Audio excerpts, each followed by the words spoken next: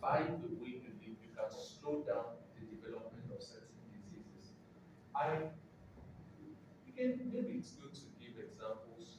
I have a colleague again who is very intentional about her health, very intentional about her health, what she eats and exercises.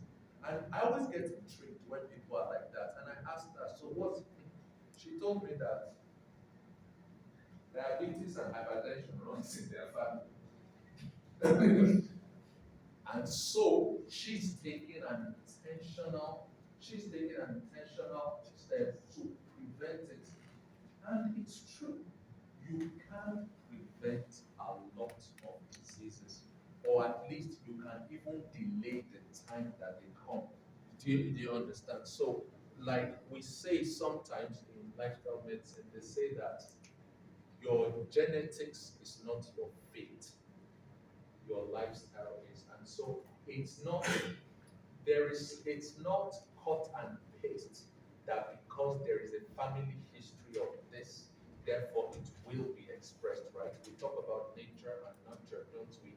But you can do a lot to modify the likelihood of developing a disease or even allowing the disease to progress. Does that make sense? And let me say at this point that in disease prevention, there are like three levels. Some people have said four, but let me talk about three. There is primary prevention. Primary prevention is that a person has not developed a disease and you do not want the person to develop the disease. And I can use hypertension as an example. So if a person does not have hypertension, so we're talking with the person, so what can you do not to develop hypertension? We will cut down on your salt intake. Because people say, when we say cut down on salt, people say, hey, but I'm not hypertensive. But if you continue at this rate, you will become hypertensive one day. So cut down on your salt intake, get physically active, take lots of fruits and vegetables, right? Get adequate sleep. So, primary prevention. And primary prevention should be done whether or not there's a risk factor.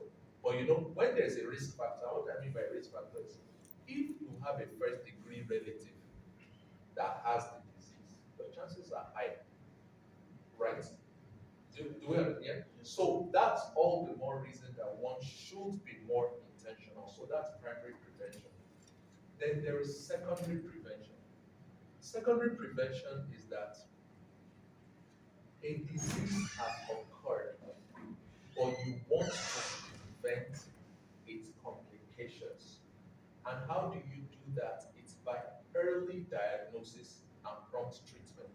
And that is why screening is important, right? That's why the regular medical checks are important.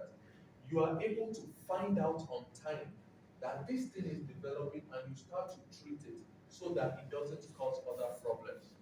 Let's use hypertension as an example, right?